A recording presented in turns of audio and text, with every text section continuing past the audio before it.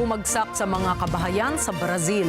Nakaligtas kaya ang piloto at ano naman ang nangyari sa mga residente doon? Aalamin po natin yan mula sa mga detalye ng balitang ibabahagi maya-maya.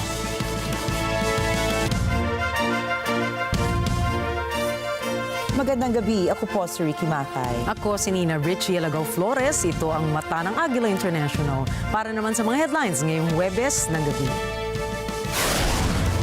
Kamara inaprubahan na ang 6.352 trillion national budget para sa 2025. Senado handa na itong busisiin. Department of National Defense magpapatayo ng bagong naval base sa Subic. Libo-libong Lebanese lumikas papuntang Beirut sa gitna ng pag-atake ng Israel sa Lebanon. Residente sa Florida naghahanda na sa paglandfall ng Hurricane Helene. At Meta itinanghal ang prototype ng Orion augmented reality glasses nito.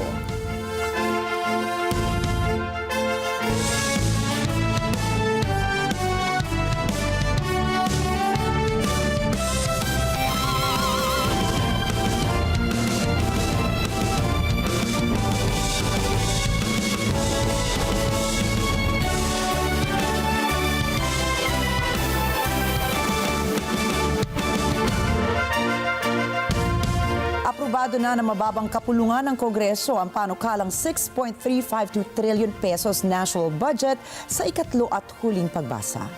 Bumoto ng pabor ang kabuuang 285 mambabatas sa House Bill number 10800 habang 3 ang bumoto laban dito. Inaprubahan ito isang araw matapos isertipika ni Pangulong Ferdinand Marcos Jr. ang naturang panukala bilang urgent. Samantala, napagkasunduan ng Kamara na gawing 733 million pesos ang 2025 budget ng Office of the Vice President o OVP mula sa naunang 2.037 billion pesos. Matatanda ang binawasan ng House Committee on Appropriations ang halaga ng panukalang budget ng OVP ng 1.293 billion pesos para ilipat sa programa ng Department of Social Welfare and Development at Department of Health.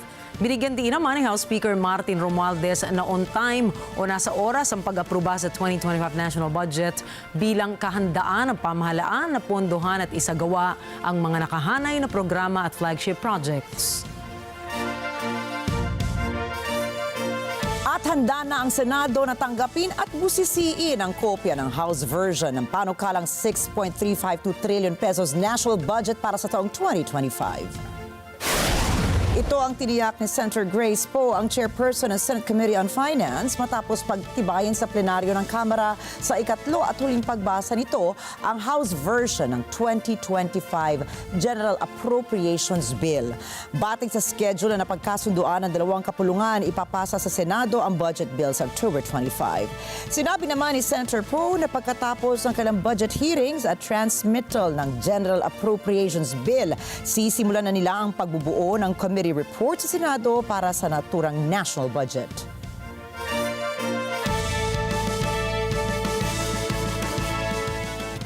Kinumpirma mismo ni National Security Council spokesperson Assistant Director General Jonathan Malaya na bantay sarado ng isang barko ng Philippine Coast Guard ang Escoda Shoal sa West Philippine Sea. Nilinaw ni Malaya na hindi umatras ang Pilipinas sa China sa Escoda Shoal. Sa halip niya ay nagkaroon lamang ng repositioning doon.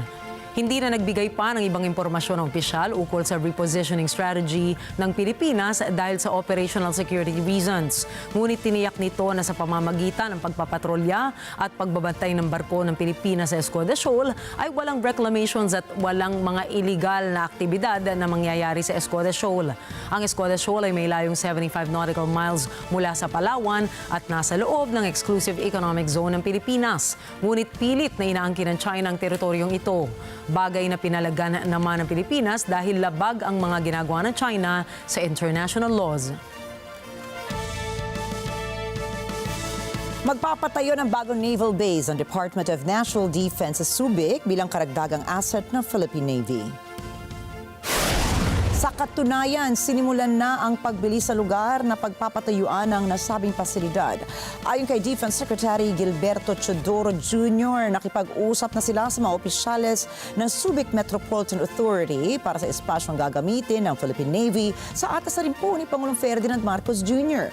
Tinukoy ng kalihim na may angkop na lugar na sila para ipatayo ang main operating base. Inaasahan naman na makukumpleto ang naturang base bago matapos ang taong 2028. Binigyan din ni Chodoro na kailangan ng Philippine Navy ng bagong pasilidad para sa karagdagang 10 corvettes at frigate na bibilhin sa katapusan ng taong 2028. Iniulat ng Bureau of Immigration na nasa kustodiya na nila ang 7 Chinese crew ng isang dredging vessel na illegal na nag-ooperate sa loob ng territorial waters ng Pilipinas. Inaresto ng Philippine Coast Guard sina Kang Yinxi, Wei Jiarui, Zhuang Chugen, Kuo Yipin, Lin Zongshen, Liu Xinfu at Chen Min. Noong imbestigahan, La at sila ay walang kaukulang papeles at tanging tourist visas lamang ang dala. Kasalukuyang dinala ang mga Chinese nationals sa isang pasilidad ng Bureau sa Camp Bagong Diwa, Bikutan habang naghihintay ang kanilang deportation order.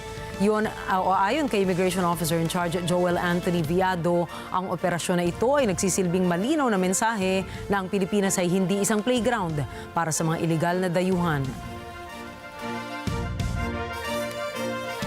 Tiniyak ng National Food Authority o NFA na sapat at matatag ang buffer stock ng bigas sa Pilipinas. Sinabi ni NFA Administrator Larry Lacson na mayroong 5 araw na nationwide buffer stock ang bansa. Anya, katumbas ito ng mahigit 3.1 milyon na sako ng bigas. Paliwanag pa ni Lacson na dati nang nakapag-imbak ang bansa ng aabot sa 157,000 metrikong tonelada ng palay. Inaasahan din anya na madaragdagan ito kasabay ng pagpasok ng panahon ng anihan ng mga palay. Dati nang inihayag ng Department of Agriculture na magpapatuloy ang mataas na buying price ng NFA. Ang NFA ang ahensyang ng gobyerno na bahala sa procurement o pagbili ng palay mula sa mga lokal na magsasaka ng Pilipinas.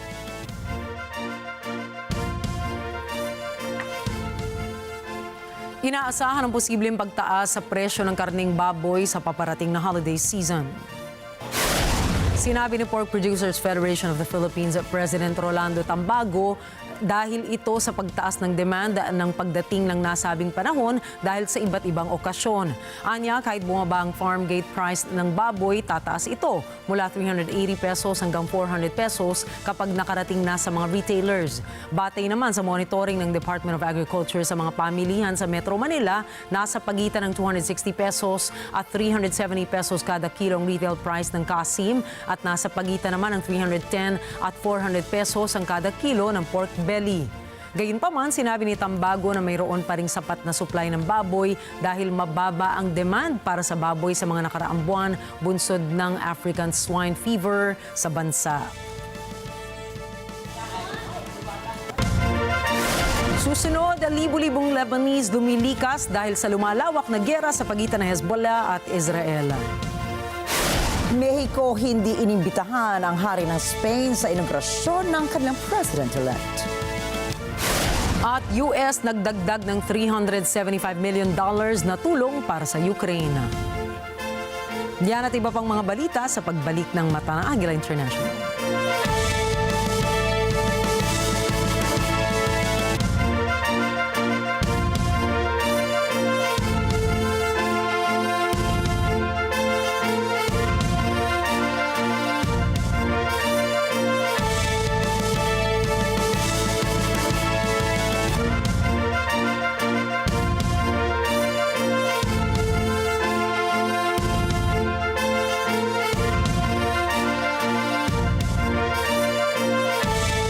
This portion is brought to you by 318 Automart. May init na issue at malalim na talakayan. Wala namang scandals, wala namang corruption issue or anything of that magnitude to to warrant a change in leadership. Ang news commentary show na matapang at may paninindigan. Kita mga, ito ngayon may Chinese mafia, nakakakuha ng mga authentic na Filipino birth certificate. Well, ako because nga sabi ko, ibabalance mo lang naman yan eh. So, maging mas stricto lang tayo, siguro taasan natin yung ante.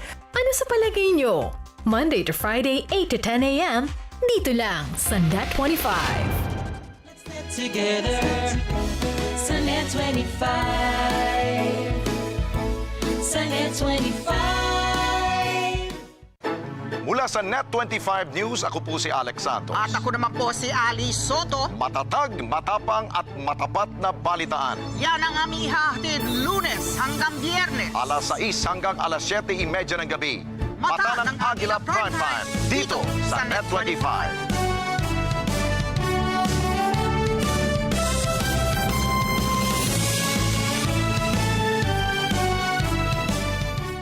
Let's net together sa Net 25. Sa Net 25. This portion is brought to you by Robic Builders.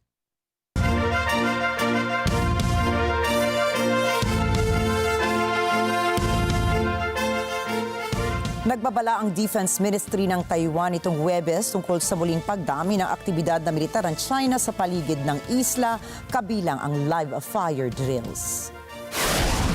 Iniulat ng Defense Ministry na nakapagtala ito ng isang malawakang aktibidad ng Chinese military malapit sa kanilang territorial waters. May 29 na aircraft na nakibahagi sa pinagsamang combat readiness patrol, kasama po dito ang mga warship ng China. Inakusahan ng Taipei ang Beijing ng kawalan ng katatagan sa polisiya na nagdudulot ng seryosong hamon sa mga neighboring countries. Ipinahayag ng Taiwan ang mga reklamo nito tungkol sa mga aktibidad militar ng China sa nakalipas na 5 taon at patuloy nitong tinatanggihan ang pag-angkin ng China sa kanilang bansa na nagiging malalang banta sa kanilang soberanya. Wala pa komentong ibinibigay ang Beijing hinggil sa kanilang kamakailang mga maniobra sa paligid ng Taiwan. Isinantabi ni Ukrainian President Volodymyr Zelensky ang mungkahi ng China at ng Brazil na tapusin na ang giyera ng Russia at Ukraine. Kinwestiyon ni Zelensky ang alternatibong proposal ng dalawang bansa at sinabing hindi maaaring isulong ang 6-point peace plan ng China dahil Ukraine ang mapipinsala. Si Pearl Rogacion para sa balita. 9 na buwan matapos pasukin ng Russia ang Ukraine, nag-anunsyo si Ukrainian President Volodymyr Zelensky ng 10-point peace plan na magdadalaan niya ng makatarungang pagwawakas ng giyera. Ibinasa niya ito sa UN Charter at international law. Tinanggihan ito ng Moscow. Ani Zelensky, ang pagmumungkahi ng alternatibo, hindi buong pusong plano o tinatawag na mga prinsipyo ay magbibigay lamang kay Russian President Vladimir Putin ng espasyong politikal upang ipagpatuloy ang giyera. When some propose alternatives, half-hearted settlement plans, so-called sets of principles, it not only ignores the interests and suffering of Ukrainians, who are affected by the war the most. It not only ignores reality, but also gives Putin the political space to continue the war and pressure the world to bring more nations under control. Any parallel or alternative attempts to seek peace are, in fact, efforts to achieve a lull instead of an end to the war. Samantala, sinusubukan ng China na mangumbinsi pa ng ibang bansa na sumali sa 6-point peace plan na inisyo nito kasama ng Brazil noong Mayo. Sinuportahan ito ni Brazilian President Luiz Inácio Lula da Silva nang nagtalumpati siya sa UN General Assembly noong Martes. Plano ni Zelensky na maglatag ng Anyay Victory Plan kay US President Joe Biden sa White House nitong Huwebes.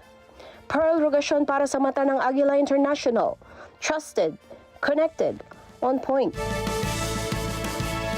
Sa UN General Assembly pa rin kabilang ang Pangulo ng Brazil sa mga leaders na nagsasabing bigyang halaga na ang de-escalation sa gitnang silangan. Emmy Capilita Roja para sa balita. Noong Martes, sa kanyang talumpati, hinikayat ni Brazilian President Luiz Inácio Lula da Silva ang mga delegado sa United Nations na bawasan o i-de-escalate ang mga kaguluhan sa mundo. Tinutukoy nito ang giyera sa Gaza at Ukraine. Isinusulong ng leader ang isang planong pag-uusap sa pagitan ng Russia at Ukraine na tapusin na ang labanan.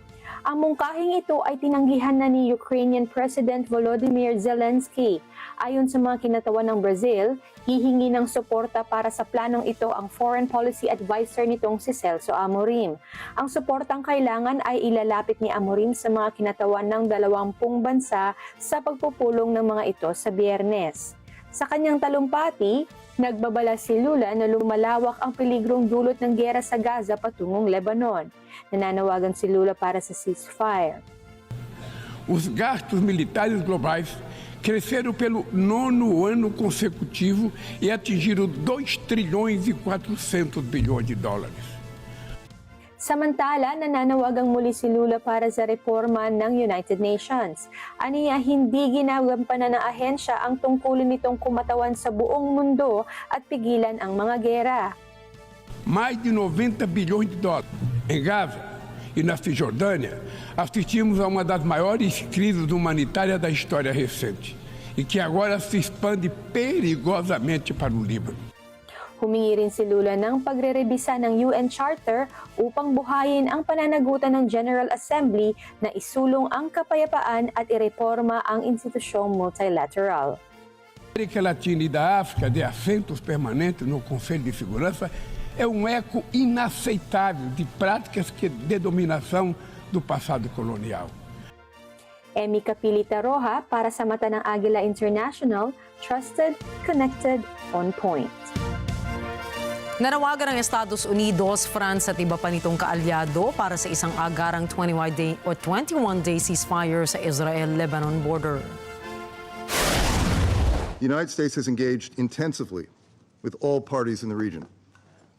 Our aim is clear: to avert a broader war that we believe is in no party's interest, not the people of Israel and not the people of Lebanon.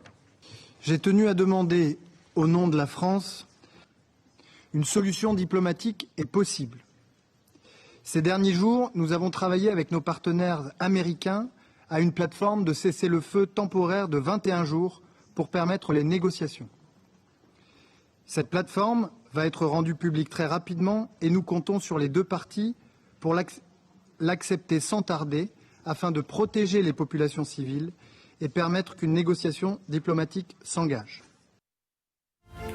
Sa isang joint statement na pinalabas ng White House ay nanawagan ng Estados Unidos, France, Australia, Saudi Arabia at ang European Union para sa panandaliang ceasefire sa Israel-Lebanon border. Dagdag pa nito ang paghikayat sa Israel at Hamas na tuluyan ng maipasang ceasefire plan sa pagitan ng kanilang kampo. Ayon sa isang senior White House official, ang tigil putukan na ito ay magsisimbolo ng isang blue line o demarcation line sa gitna ng dalawang partido na magbibigay daan sa negosasyon patungo sa isang diplomatikong solusyon sa gitna ng Hezbollah at Israel. Ginawa ito bilang isang tugon sa pahayag ng Israeli military chief na posibleng magsagawa ang Israeli military ng isang ground assault na posible namang maging mitya ng paglala ng kanilang hidwaan sa isang tuluyang digmaan sa Middle East. Sa naganap na United Nations General Assembly ay naging pangunahing paksa ng talumpati ni US President Joe Biden ang paghihikayat sa mga kapwa niyang pinuno ng Estado na suportahan ang kanyang advokasya sa pagbabalik ng kapayapaan sa rehiyon. I know many look at the world today and see difficulties and react with despair, but I do not. I won't. As leaders, we don't have the luxury. I recognize the challenges from Ukraine to Gaza to Sudan and beyond. War, hunger, terrorism, brutality, record displacement of people, a climate crisis, democracy at risk, strains within our societies, the promise of artificial intelligence and its significant risk. The list goes on. But maybe because all I've seen and all we have done together over the decades, I have hope. I know there is a way forward.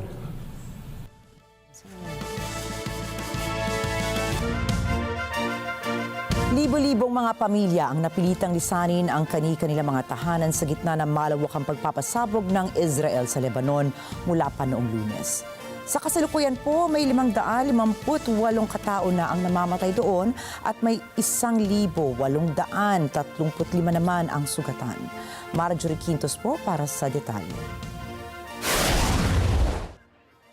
Marami sa mga lumilikas mula sa Lebanon ay patungong Hilaga, sa Beirut at dumaraan sa masisikip na mga kalye.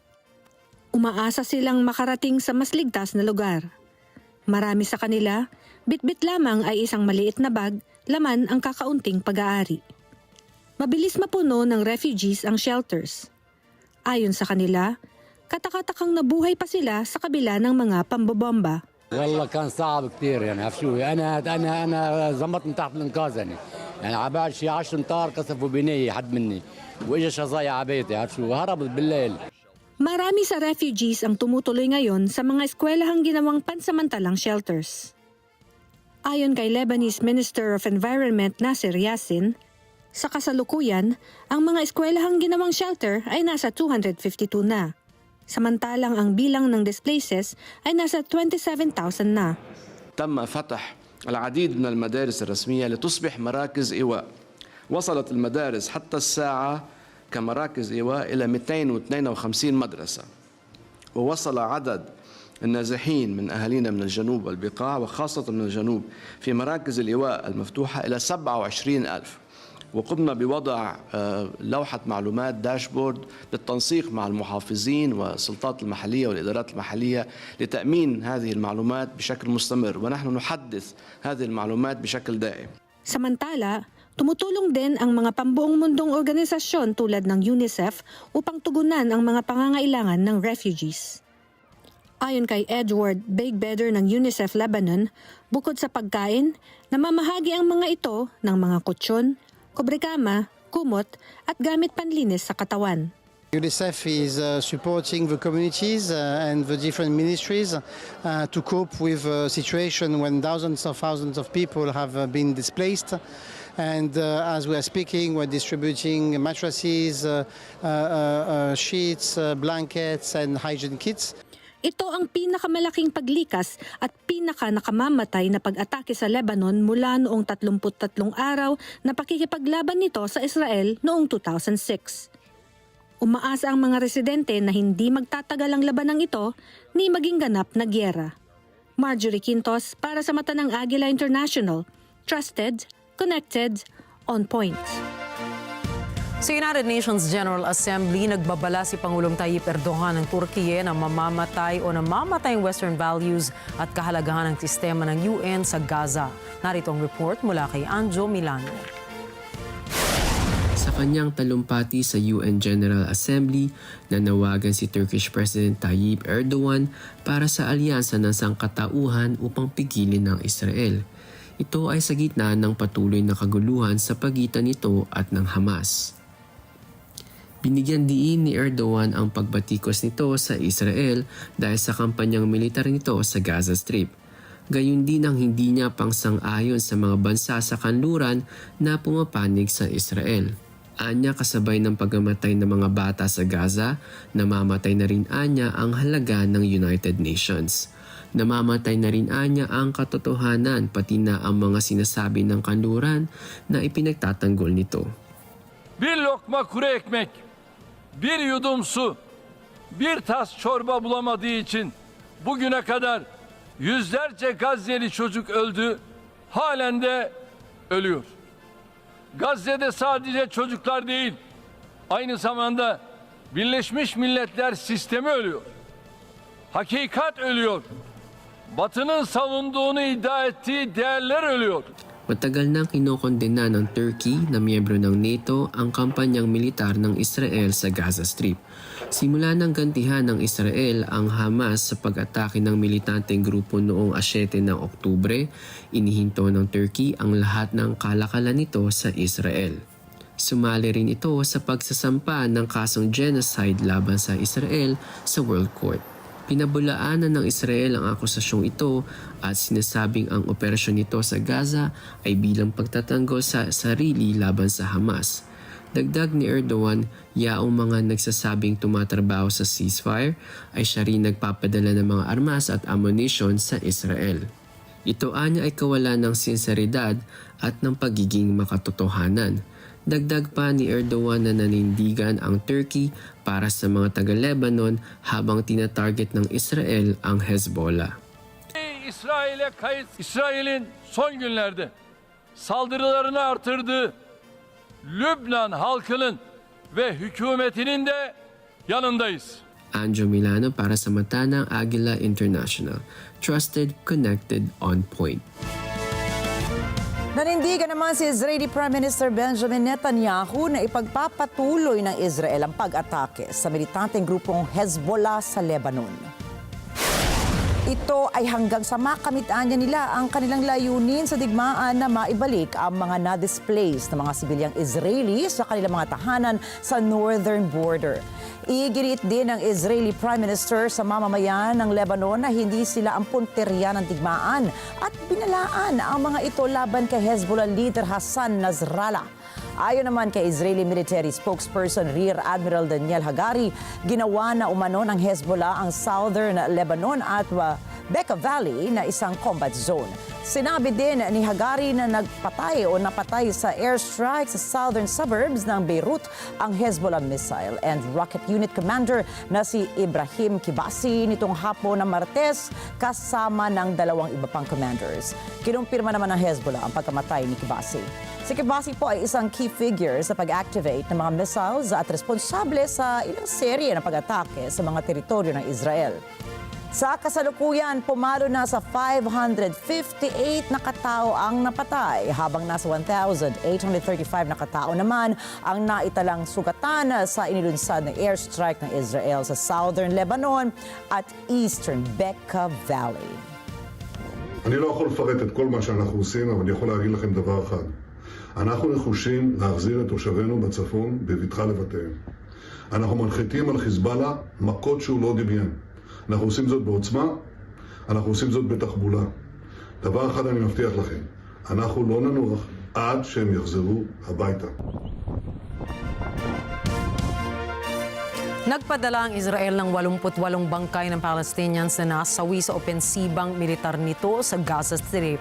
At ayon sa Health Ministry ng teritoryo, hindi nila inilibing ang mga ito hanggat hindi nagbibigay ng detalye ang Israel kung sino-sino ang mga namatay at kung saan nasawi ang mga ito. Si Rosel Feria para sa report.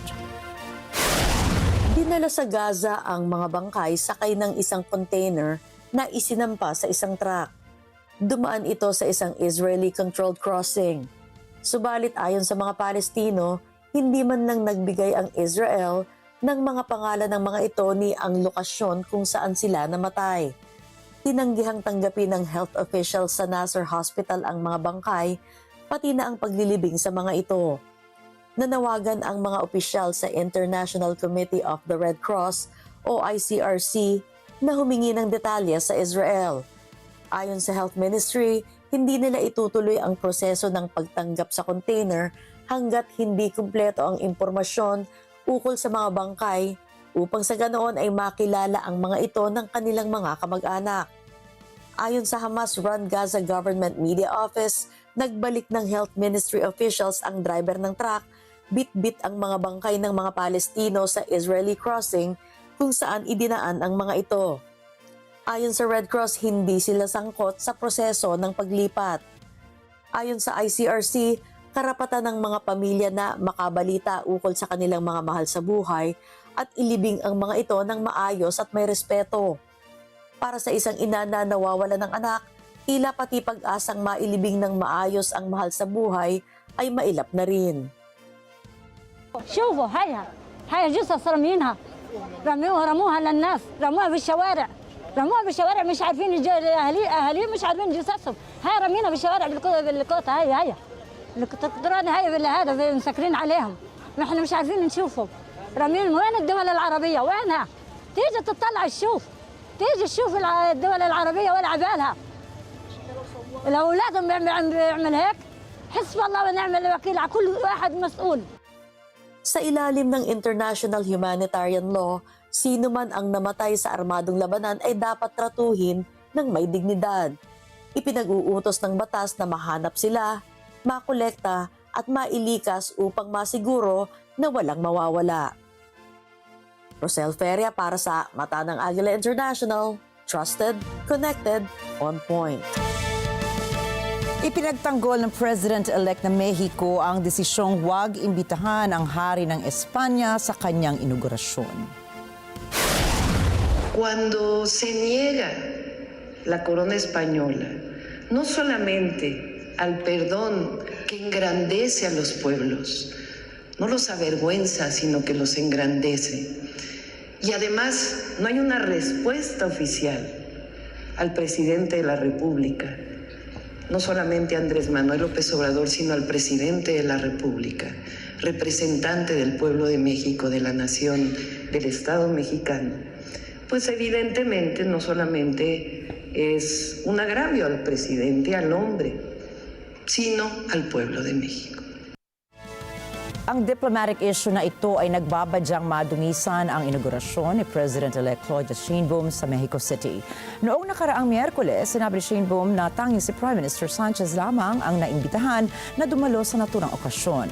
Ito ay di umano'y dahil hindi direktang tumugong si King Felipe VI sa isang personal na liham na ipinadala ng Mexico noong 2019. Nagpahayag naman si Spanish Prime Minister Pedro Sánchez ang pagtutol sa desisyon ni Sheinbaum. El gobierno de España considera a México como un país hermano. O sea, España y México somos pueblos hermanos. Y por tanto, nos parece absolutamente inaceptable el que se excluya la presencia de nuestro jefe del Estado. Un jefe del Estado, por cierto, que ha participado en todas las tomas de posesión. Bilang protesta, inihayag ng gobyerno ng Spain na hindi ito magpapadala ng kinatawan sa naturang inaugurasyon. Inanunsyo ng US ang dagdag na $375 million aid package para sa Ukraine. I'm determined to ensure the Ukraine has what it needs to prevail in its fight for its survival. Tomorrow, I will announce a series of actions to accelerate support for Ukraine's military. But we know Ukraine's future victory is about more than what happens on the battlefield. It's also about what Ukrainians do to make the most of a free and independent future. Ayon sa White House na ito ay bilang pagpapakita ng walang humpay na suporta nila sa Ukraine para tuluyang labanan ang pananakop ng Russia. Ang nasabing aid package ay kinabibilangan ng mga karagdagang artillery, air defense, anti-tank missiles at mga kritikal na weapons at equipment.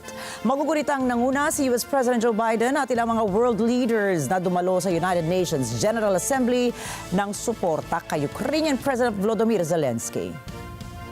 We're committed to providing Ukraine with the resources it needs to build back stronger than it was before. This war has shown the Ukrainians can do anything they set their minds to. Today, we show the Ukrainians, you're not alone.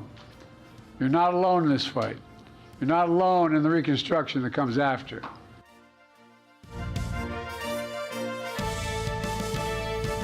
Entirely false based on lies. Yan ang matapang na sagot ni New York City Mayor Eric Adams laban sa mga federal charges na ikinaso sa kanya. Hindi pa malinaw kung ano-ano ang mga nalabag na batas ng alkalde dahil selyado pa ang mga dokumentong naglalaman ng investigasyon ukol sa kanya. Subalit sa isang videotape speech ay ipinagdiinan ni Mayor Adams na alam niyang siya ay inosente. My fellow New Yorkers, it is now my belief that the federal government intends to charge me with crimes. If so, these charges will be entirely false, based on lies. But they would not be surprising. I always knew that if I stood my ground for all of you, that I would be a target. And a target I became. For months, leaks and rumors have been aimed at me in an attempt to undermine my credibility and paint me as guilty. Just this past week, they searched the home of our new police commissioner, looking for documents from 20 years ago, just 1 week after he joined my administration. Enough.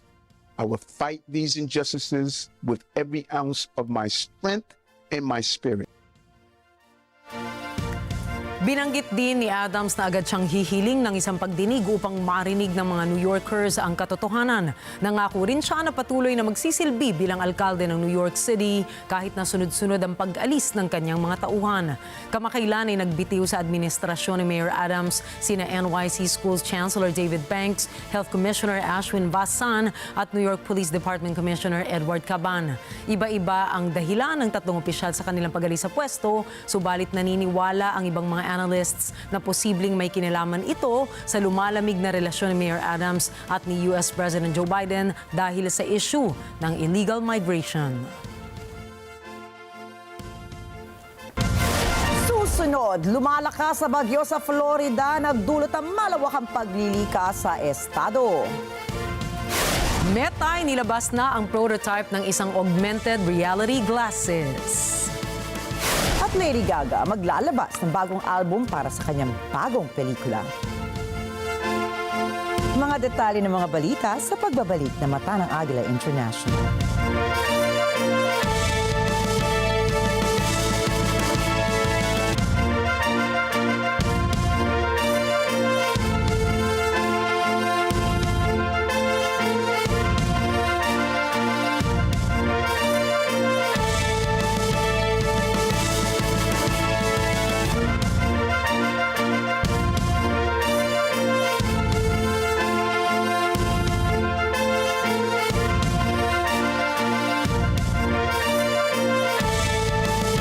This portion is brought to you by North Luzon Express Terminal. Alam namin ang iyong pagsisikap. Dama namin ang iyong mga sakripisyo. Kita namin ang pagharap mo sa bawat pagsubok. Kaya sa kabila ng mga hamon ng buhay, nandito kami para umalalay. Kasi katulad mo, gusto rin namin ang magandang bukas para sa kanya. Hatid namin ang dekalidad na edukasyon at makabagong pasilidad sa abot kayang halaga. Kaya huwag ka nang mangamba, sasamahan ka namin tuparin ang mga pangarap niya.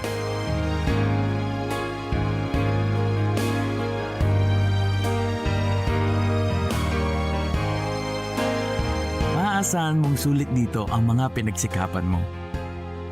Sa aming mga makabagong pasilidad at sistema ng edukasyon. Ilalabas natin ang aking talino at mga kakayahan niya.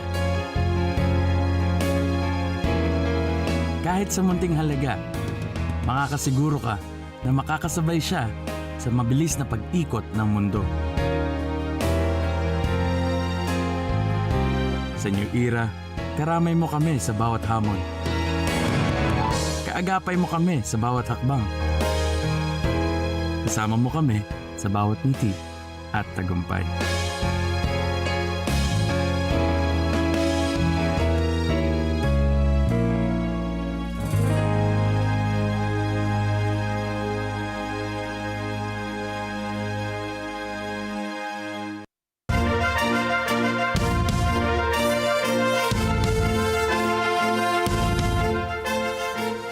Sa Estados Unidos, inaasahang lalakas si Hurricane Helene at tatama ito sa Florida ngayong Huwebes bilang Category 4. Ayon naman sa US weather stations, magdadala ito ng malakas na hangin na may bilis na hanggang 251 kilometers per hour. Si Bruce Balmeo para sa report.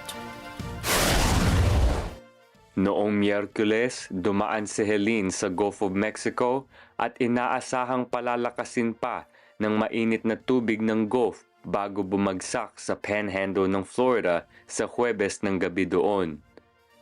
Higit sa 40 milyong katao mula sa Florida, Georgia at Alabama ang nasa hurricane at tropical storm warnings. Kabi-kabilang paglikas ang iniutos para sa mga nakatira sa Gulf Coast ng Florida. Kabilang dito ang Sarasota at Charlotte counties at 12 ng counties ang nag-anunsyo ng pagsara ng mga eskwelahan. Para sa mga residente tulad ni John Green, hindi niya aakalaing madadamay ang kanilang lugar sa ganitong uri ng kalamidad. You know, I lived in Miami my whole life. how many hurricanes did we get in Miami?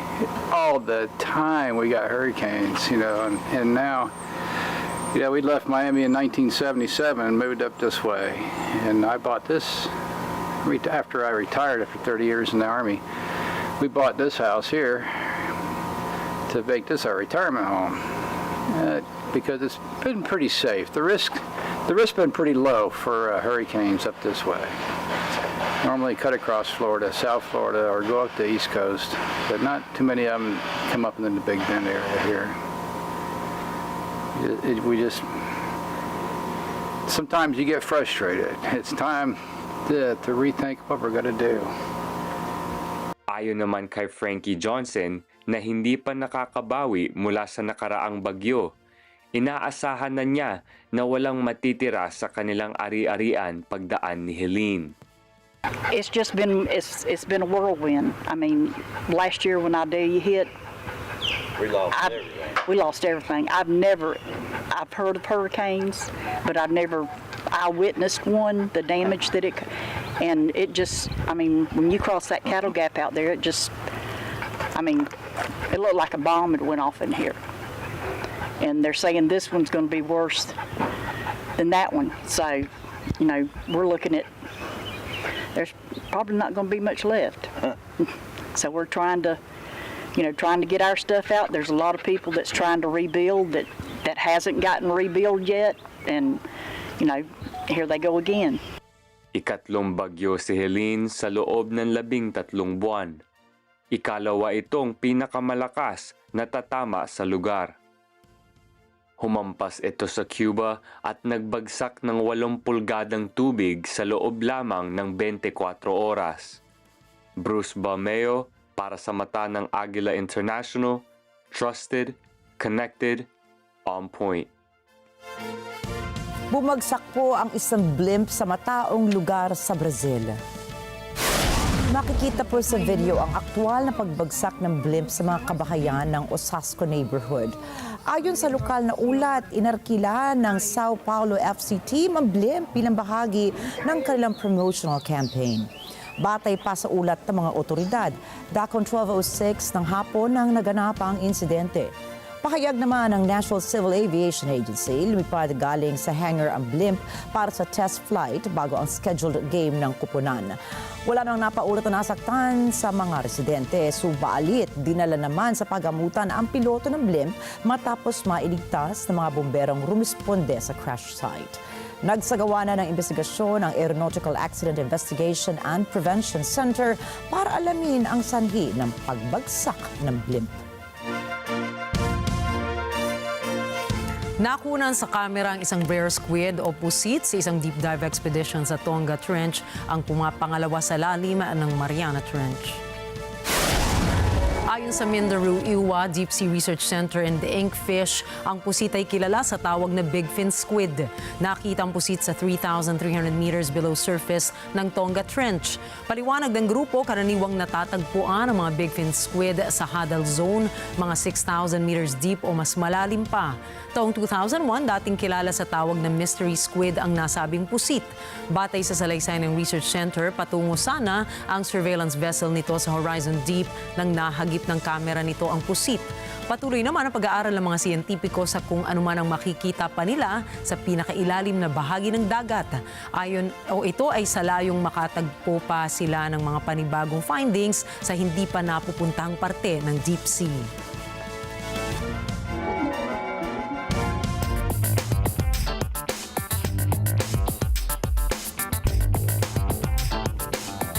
Nagsampa ng kaso ang estado ng California laban sa ExxonMobil dahil sa hindi umano'y papel nito sa pangbuong mundong polusyon dulot ng plastic. Narito po ang detalye ng balita mula kay Chantel Santos.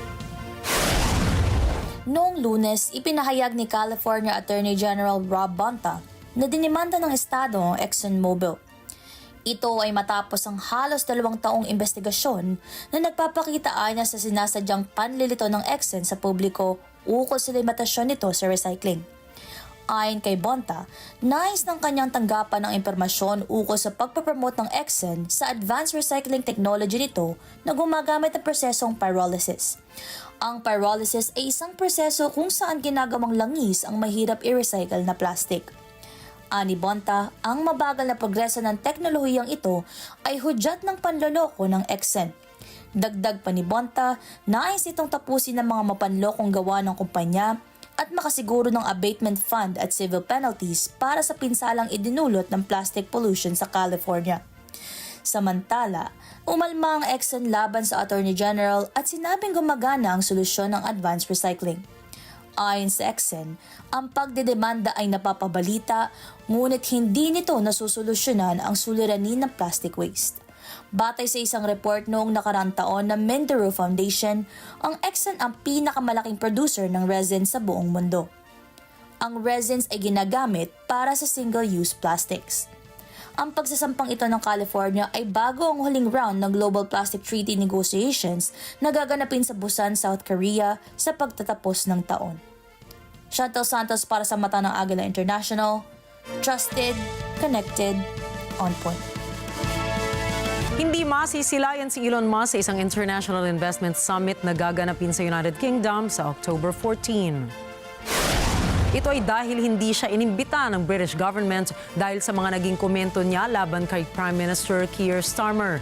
Ayon sa lokal na ulat, hindi rin nagustuhan ng administrasyon ni Starmer ang mga maling ulat ni Musk ukol sa stabbing incident na nangyari sa Southport.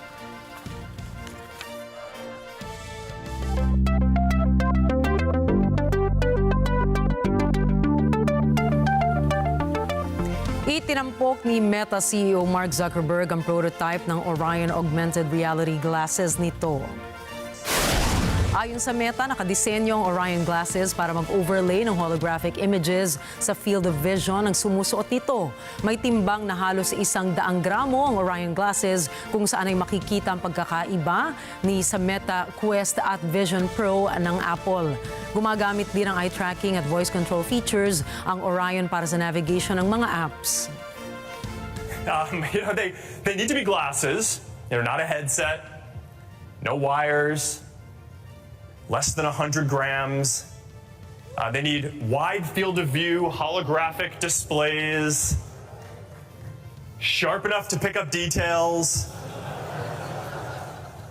bright enough to see in different lighting conditions, large enough to display a cinema screen or multiple monitors for working wherever you go, whether you're in a coffee shop or on a plane or wherever you are. And you need to be able to see through them. And people need to be able to see through them too and make eye contact with you. Where this isn't pass-through, this is the physical world with holograms overlaid on it. Paliwanag ni Zuckerberg, nasa development stage pa ang ganitong technology. Dahil dito ay kumpiyansa ang Meta Chief na kaya nitong paunlarin pa ang Orion sa mga darating na taon. Umaasa rin si Zuckerberg na makakalikha ang Meta ng isang augmented reality device na kayang lampasan ang performance ng smartphones o ang smartphones ng Apple at ng Google.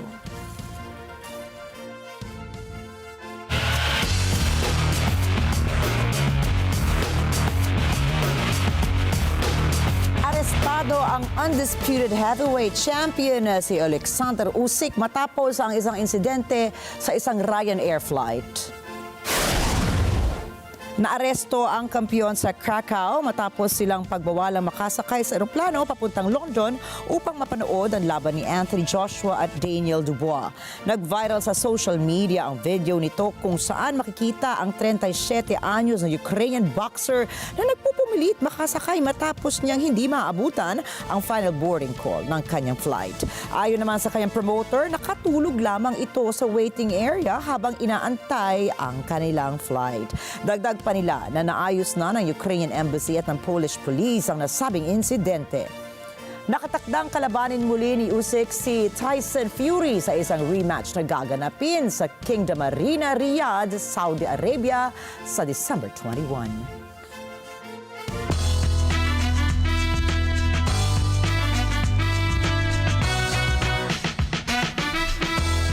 Nakatakdang ilabas ng singer na si Lady Gaga ang album na Harley Quinn na hango mula sa kanyang pelikula na Joker Folie à Deux.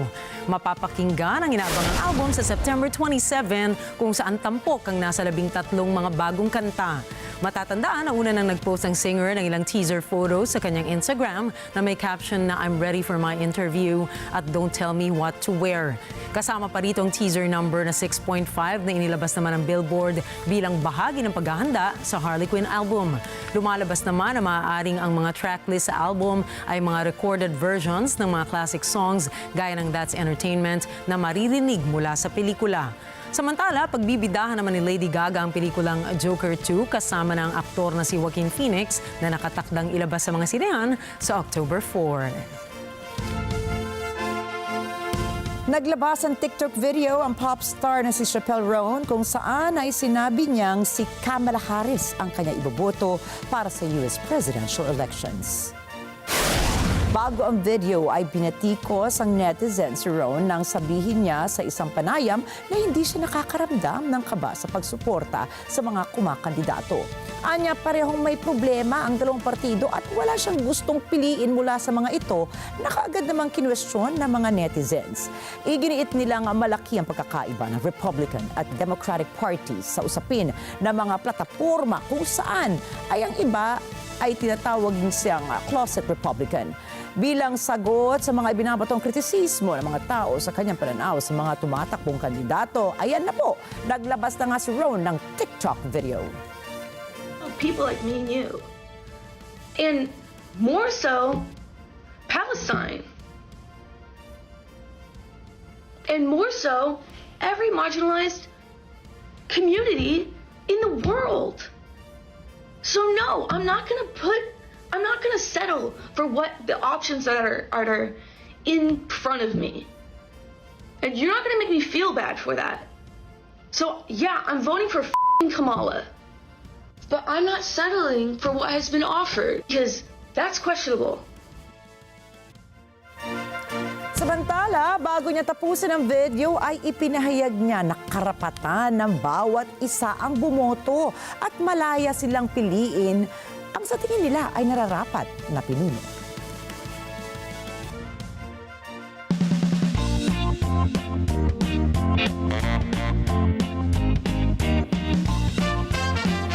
Nakatakdang isubasta ang isang rare diamond necklace na posibleng pagmamay-ari ng dating French Queen consort na si Marie Antoinette.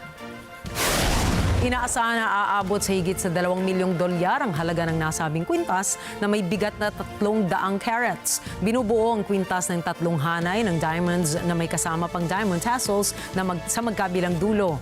Ayon sa chairman at head ng Royal and Noble Sales ng Sotheby's na si Andre White Coral, ay isa ito sa mga pambihirang pagkakataon na makahawak ng alahas mula sa 18th century. Dagdag pa niya ay natatangi ang disenyo nito kung saan kapansin-pansin na napanatili ang orihinal na ganda ng kwintas. Samantala, patuloy ang ginagawa nilang pagsasaliksik sa malalim na kasaysayan na pinagmula ng kwintas kung saan ito ay nakatakdang isubasta sa November 11.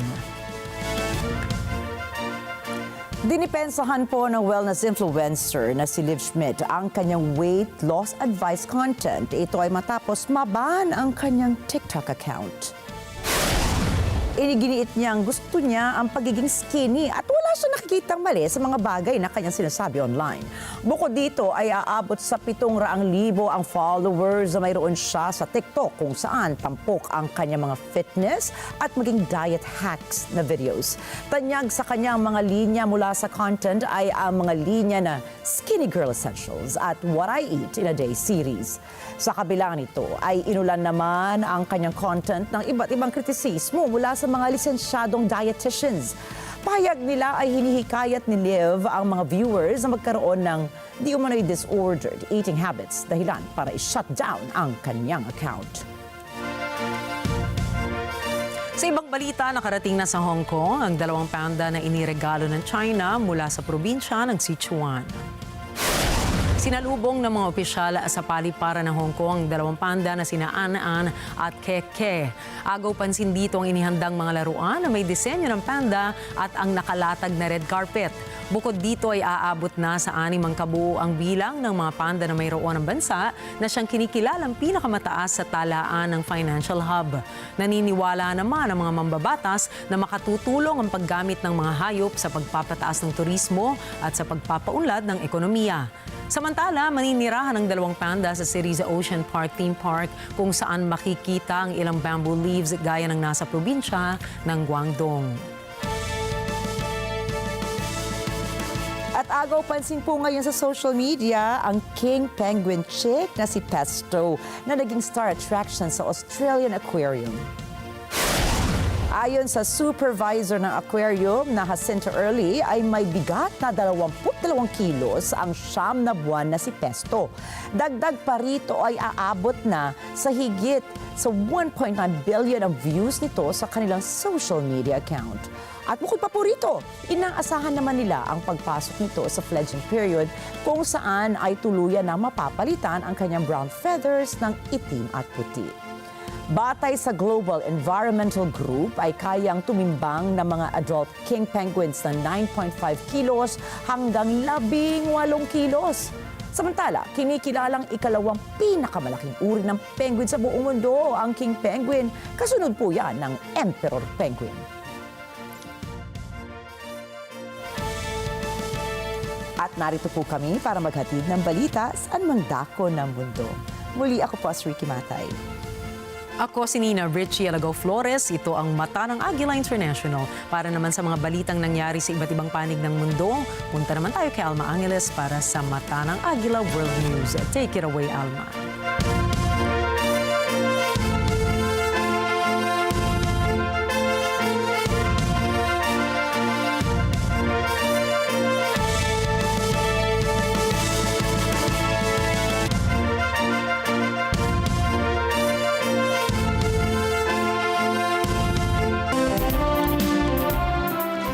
Thank you, Nina and Rikki. Good evening, everyone. I'm Alma for Net 25 World News. On tonight's headlines.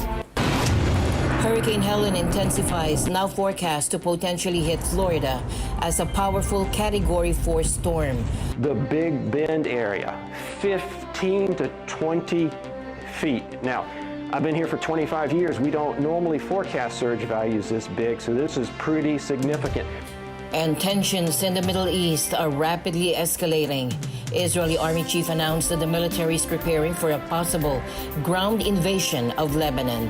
Hell is breaking loose in Lebanon. An all-out war must be avoided at all costs. The news starts now.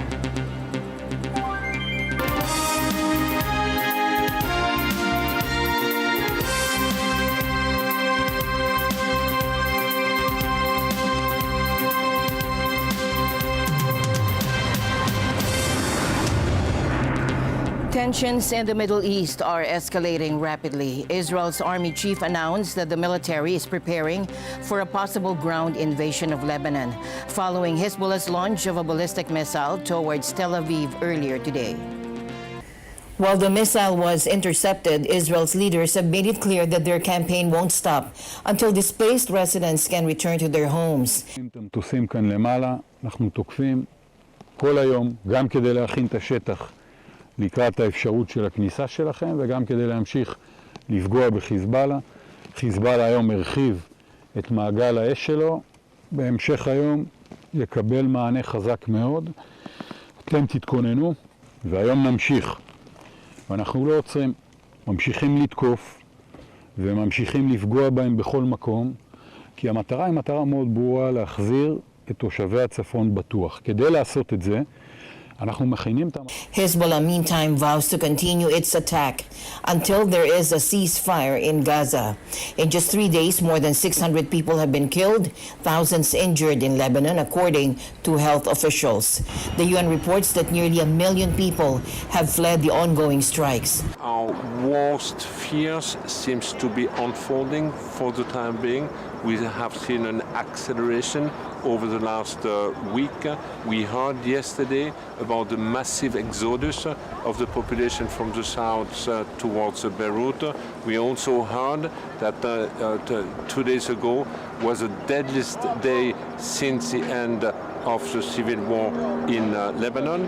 And I would like to echo here what the Secretary General have said to the member states. Don't make Lebanon a new Gaza. As fears of an all-out war grow, Pentagon spokesperson Sabrina Singh stressed the need for diplomacy. So in terms of a ground incursion or ground invasion, that's really for the Israelis to speak to. We certainly don't want to see any action taken that could lead to further escalation in the region. We still believe that there is time and space for diplomacy. We want to see a diplomatic resolution and a solution to prevent an all-out war. Israel's army chief has warned that a ground invasion of southern Lebanon could be imminent, but it's a move Hezbollah appears to be preparing for, hoping to deliver a heavy blow to Israel, even at great cost. As both sides harden their positions, the region braces for what could be an even more devastating conflict, while intense U.S.-led diplomacy continues in an effort to prevent it from spiraling further. UN Secretary General Antonio Guterres issued a grim warning to the Security Council, describing Lebanon as teetering on the edge of disaster. Hell is breaking loose in Lebanon. An all-out war must be avoided at all costs. It would surely be an all-out catastrophe. As well as the people of Israel and the people of the world cannot afford Lebanon to become another Gaza. Israeli Ambassador Danny Danon echoed frustration, saying Israel's years of warnings about Hezbollah's military buildup have been ignored.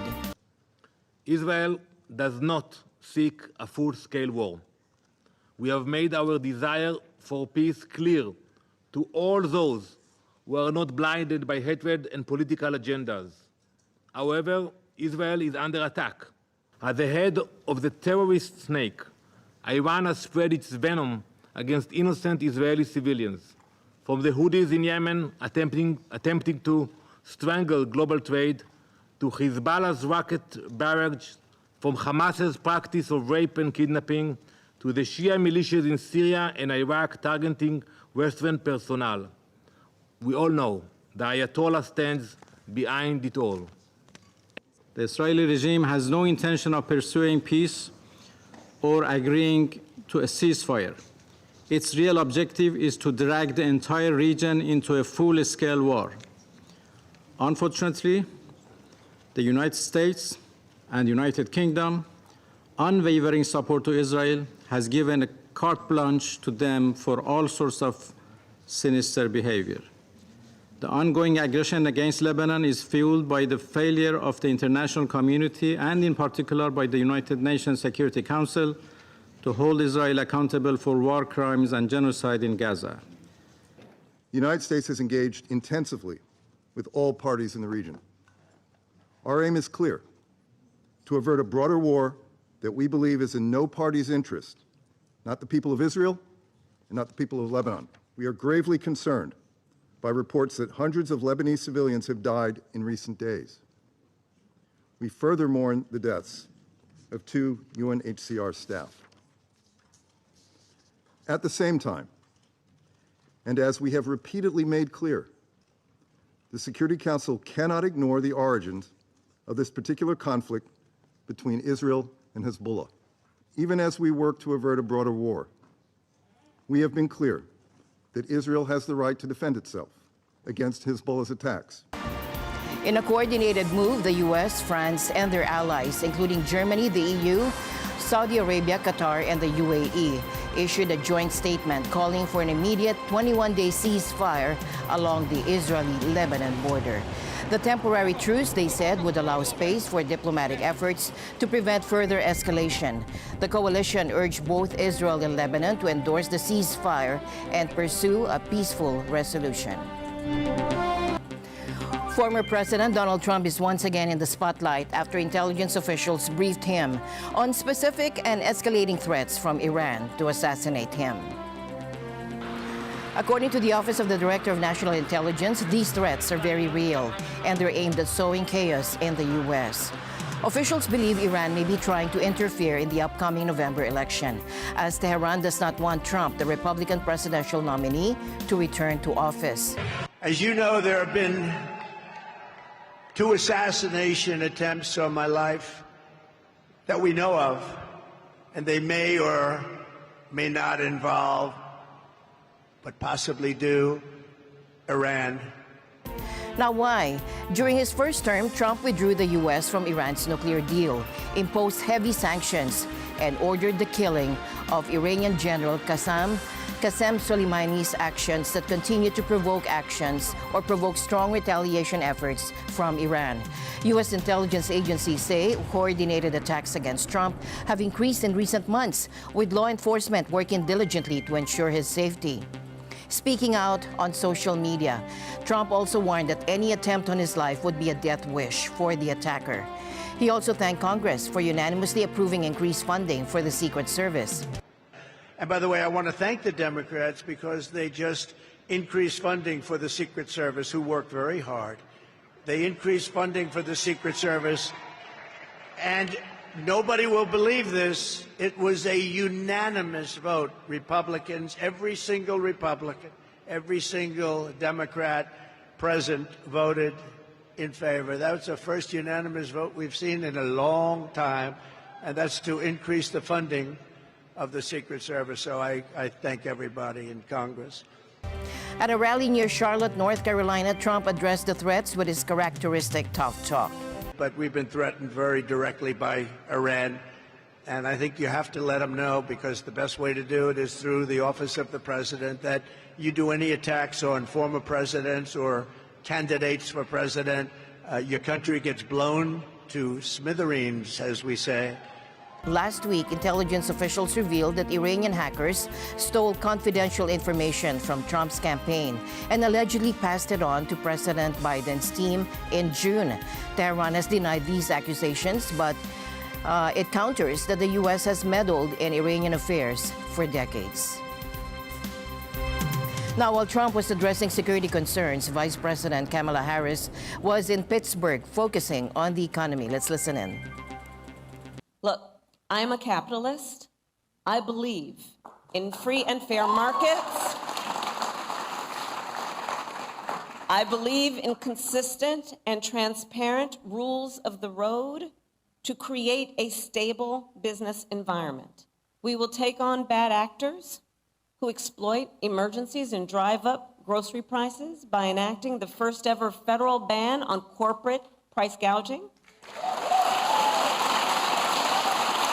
I will never hesitate to take swift and strong measures when China undermines the rules of the road at the expense of our workers, our communities, and our companies, whether it's flooding the market with steel, inferior, or at all, unfairly subsidizing shipbuilding, or hurting our small businesses with counterfeits.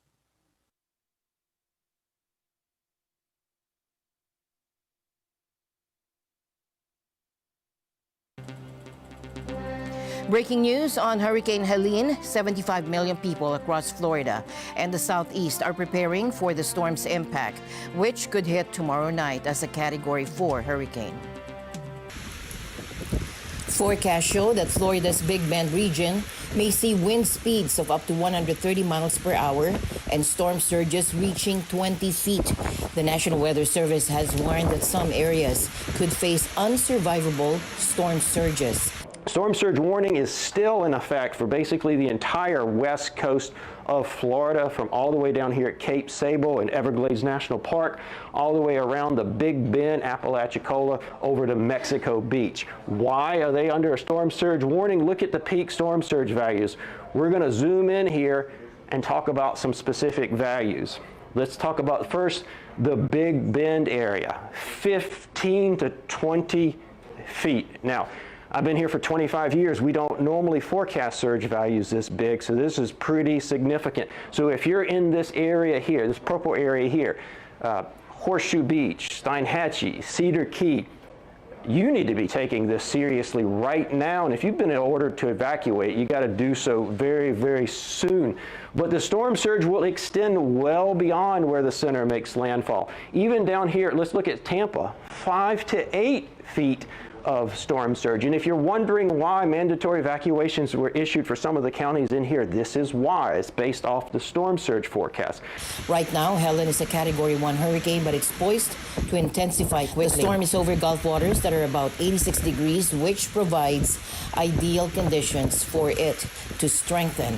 It could reach Category 4 by the time it makes landfall late Thursday.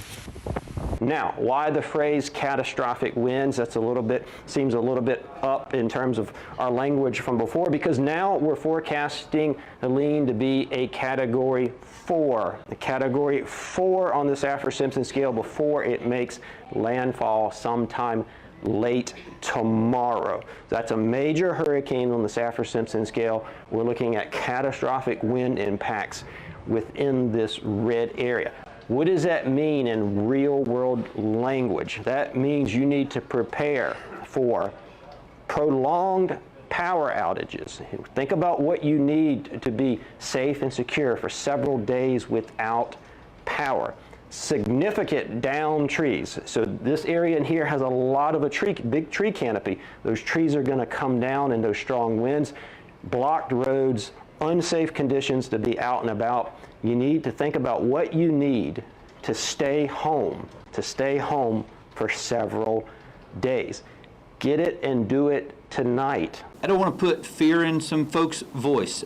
We're all concerned about the impacts, but there's the potential of even mudslides that the National Hurricane Center has been discussing in our mountainous areas, just because the ground is going to be so saturated. We have not seen, other than COVID, a recent event where 159 counties in Georgia have been impacted. Hurricane Debbie is going to probably be in the $60 or $70 million range so far, and it affected 30 counties with 8 of those receiving IA. So I'm not saying do the math and 5 times that is what we're expecting. I would just simply say this is a wide-scale event with significant implications. Is North Korea signaling an escalation in its nuclear ambitions? Now, according to a South Korean lawmaker, the country may already have enough plutonium and uranium to produce a double-digit number of nuclear weapons. This revelation came on Thursday, with the lawmaker citing information from South Korea's spy agency. 상당량의 고농축 우라늄을 보유하고 있다. 그리고 이 부분에 대해서는 이것을 무기화했을 때 상당한 무기를 만들 수 있는 측면이 있다. 최소 2자리 이상은 되지 않겠느냐라는 분석을 하고 있습니다. Could Pyongyang be preparing for a major provocation after the U.S. presidential election?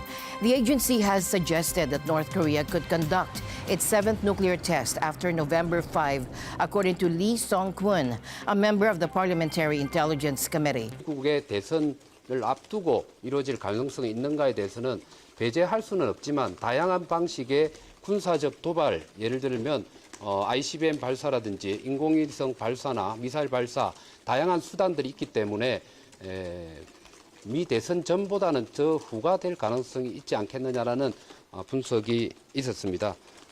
In July, a report by the Federation of American Scientists concluded that North Korea might have enough fissile material to build up to 90 nuclear warheads, though it's believed they've assembled closer to 50. Adding to the concerns, North Korean state media recently reported on leader Kim Jong-un's visit to a uranium enrichment facility, a rare move. Now, Lee noted that this was likely a calculated message to Washington ahead of the U.S. election. What is North Korea's justification for its nuclear buildup? Pyongyang claims its arsenal of nuclear weapons and ballistic missiles is necessary to counter threats from the U.S. and its allies, but it also views these weapons as a symbol of national prestige and proof of its power on the global stage. China's making waves again in the Pacific. This time, they've launched an intercontinental ballistic missile, or ICBM. Now, it landed in the Pacific yesterday, but it wasn't carrying a real warhead, it was a dummy. Now, why is this a big deal? Well, China hasn't done something like this since the 1980s, so it's a pretty significant move. It's got other countries alarmed, like Japan, for example. They say they didn't get any warning. Australia wants to know why China did this. So why did China do it? China says it's just a routine test, but it's not. It's a very rare one. 9月25日8时44分，中国人民解放军火箭军向太平洋相关公海海域成功发射一发携载训练模拟弹头的洲际弹道导弹，准确落入预定海域。此次导弹发射是年度军事训练例行性安排，符合国际法和国际惯例，不针对任何特定国家。 Usually, China tests its nuclear weapons closer to home, but this time they tested it in international waters. What's the message? It's a way for China to show off its military power. They're saying we're here and we're strong. It's a message to other countries in the region like Japan, Australia, and the Philippines. And it's also a message to the United States. China's launch is a big deal. It's a sign that they're becoming more powerful and assertive in the region, and it's something that other countries will be closely watching. Meanwhile, President Vladimir Putin said that Russia could use nuclear weapons if it was attacked by any state, and that any conventional attack on Russia that was supported by a nuclear power would be considered to be a joint attack. Мы видим, что современная военно-политическая обстановка динамично меняется, и мы обязаны это учитывать, в том числе возникновение новых источников военных угроз и рисков для России и наших союзников. Putin, opening a meeting of Russia's Security Council attended by top officials, said that proposals had been made to change Russia's nuclear doctrine and said he would like to underscore one of the proposed key changes. Обновленной редакции документа агрессию против России со стороны любого неядерного государства, но с участием или при поддержке ядерного государства предлагается рассматривать как их совместное нападение на Российскую Федерацию. Также четко фиксируются условия перехода России к применению ядерного оружия. Будем рассматривать такую возможность уже при получении достоверной информации о массированном старте средств воздушно-космического нападения и пересечении ими нашей государственной границы. Имея в виду самолеты стратегической или тактической авиации, крылатые ракеты, беспилотники, гиперзвуковые и другие летательные. Russia, Putin said, also reserved the right to use nuclear weapons if it or Belarus were the subject of aggression, including by conventional weapons. Putin said the clarification were carefully calibrated and commensurate with the modern military threats facing Russia. And the news continues here on Net25 World News. We'll be right back. Stay tuned.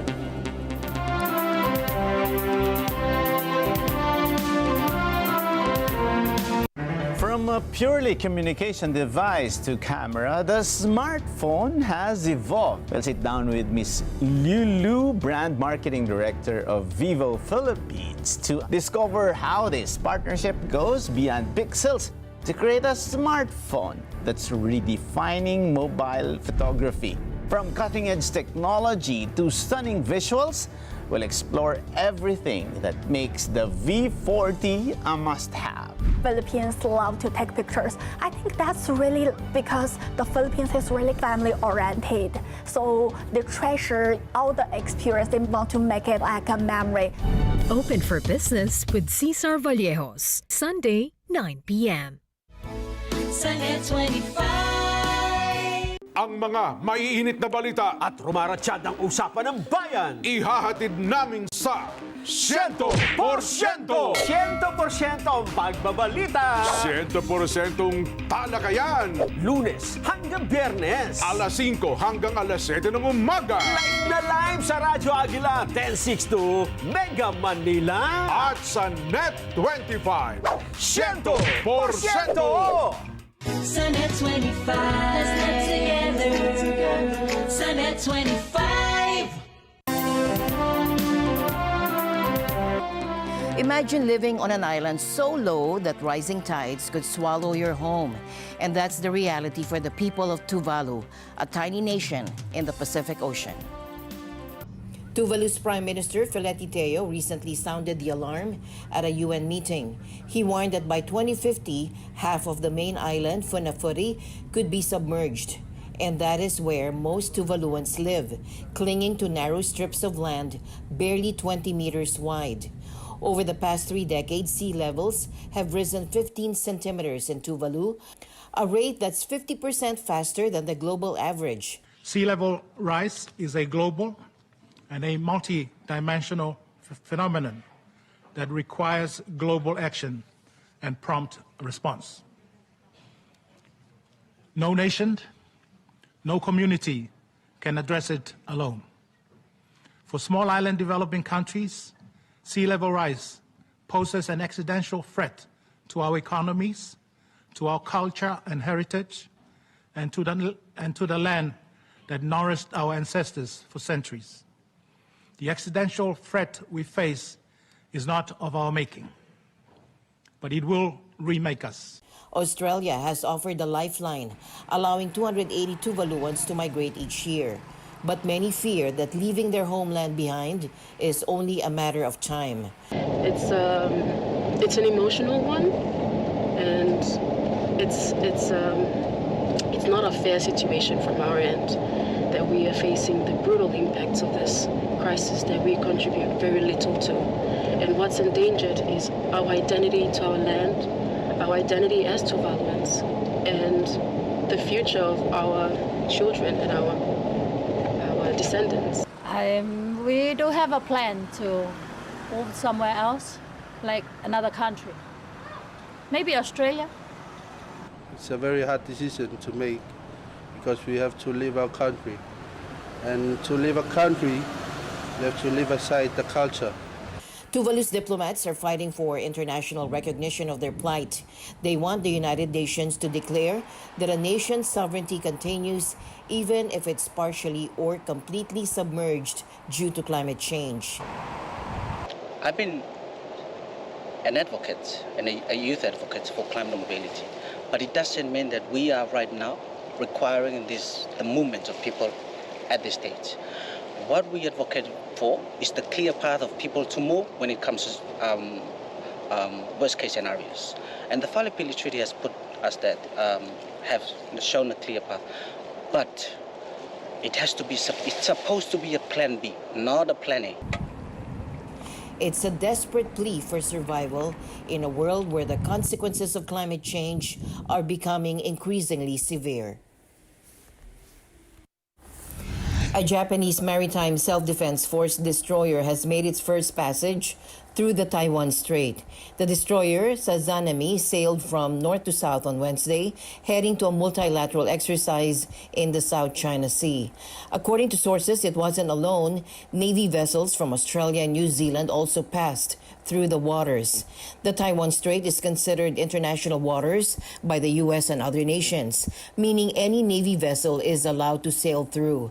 However, China has consistently protested when Western warships enter the area. Japan's move appears to emphasize the importance of freedom of navigation, a principle the U.S. Navy and others regularly uphold by sailing through the strait. This month, a German Navy vessel also made passage for the first time in 20 years, signaling Germany's commitment to standing with its Western allies. Ja, das kann ich bestätigen. Und das Signal ist ein ganz einfaches, was wir immer vertreten haben und auch ich immer vertreten habe. Internationale Gewässer sind internationale Gewässer. Es ist der kürzeste Weg. Es ist angesichts der Wetterlage der sicherste Weg und es sind internationale Gewässer, also fahren wir durch.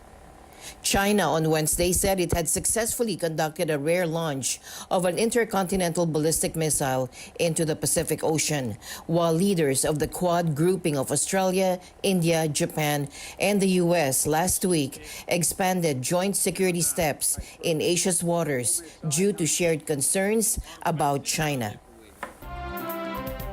Ever wondered what it would be like to have virtual information overlaid on the real world?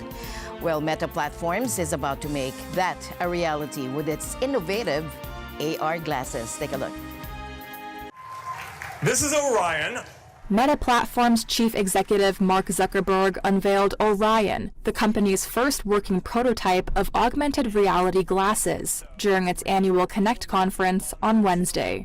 It is a completely new kind of display architecture with these tiny projectors in the arms of the glasses that shoot light into waveguides that have nanoscale 3D structures etched into the lenses so they can diffract light and put holograms at different depths and sizes into the world in front of you. Users will be able to interact with the glasses through hand tracking, voice, and wrist-based neural interface. Zuckerberg said Meta plans to make Orion smaller, sleeker, and more low-cost before releasing it to consumers. Zuckerberg positioned AR technology as a sort of magnum opus when he first pivoted toward building immersive metaverse systems in 2021. Delivering products, however, has been hampered by high development costs and technological hurdles. The company's metaverse unit, Reality Labs, lost $8.3 billion in the first half of this year, according to the most recent disclosures. It lost $16 billion last year.